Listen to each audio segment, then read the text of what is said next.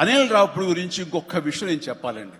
ఏంటంటే అందరం సినిమా తీస్తూ ప్రేమించాలి. సినిమాని ప్రేమిస్తేనే మన యొక్క ఎఫర్ట్స్ తోటే సినిమాని ఆద్యంతం చాలా అద్భుతంగా తీయగలం మనం.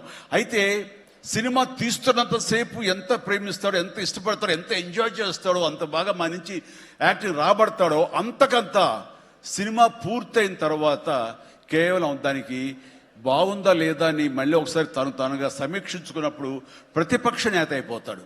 ఎదురు వెళ్ళిపోయి ఈ సినిమా ఎందుకు చూడాలి, ఈ సీన్ ఎందుకు వాళ్ళు ఎంజాయ్ చేయాలి, ఈ సీన్ ఎందుకు ఇంత లెంగ్త్ అవసరమా అని దాన్ని ఏమాత్రం ప్రేమించకుండా చాలా కఠినంగా ఎక్కడ లెంగ్త్లు ఎక్కువైనా సరే అన్ని కూడా తీసేసి దాన్ని క్రిస్ప్ చేయడం కానీ, ఆ సినిమా ఎంతవరకు అలరిస్తుందో అలరించేందుకు కానీ అన్ని రకాల ప్రయత్నాలు చేస్తాను. నాకు నచ్చింది అది. ఎందుకంటే నిన్న మొన్న వచ్చి ఒక మెయిన్ ఎపిసోడ్ ఏదో లేపేసావు, లేదు లేపేసావని అడిగాను.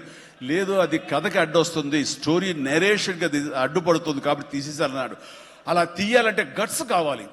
ఎంత కొంత అన్ని రోజులు ఎఫర్ట్ చేసాము, అది అవసరమా, అది వాళ్ళు తీసేసి ఏమనుకుంటారు, ఎలాంటి ఇది లేకుండా ఖచ్చితంగా నిష్కర్షగా దాన్ని తీసి అవతల పడేశాడు. దానివల్ల సినిమా పేస్ పెరిగిపోతుంది, సినిమా పరిగెడుతుంది, అండ్ ఎక్కడ ఆగట్లేదు, ఆలోచింప చేసుకునే విధంగా ఉండదు, ఎంజాయ్ చేయడం తప్ప. ఆ రకంగా సినిమాని ఎంత ప్రేమించి చేస్తామో ఆ తర్వాత అది ఫైనల్ వెర్షన్ బిఫోర్ ఆడియన్స్ దగ్గర వెళ్ళేటప్పుడు మనమే దాన్ని క్రిటిసైజ్ లాగా, క్రిటిక్ లాగా దాన్ని మనమే ప్రతిపక్ష హోదాలో ఉండి దాన్ని అన్ని రకాలుగా ట్రిమ్ చేసుకోగలిగితే అన్ని సినిమాలు చాలా బాగుంటాయని అనుకుంటున్నాను.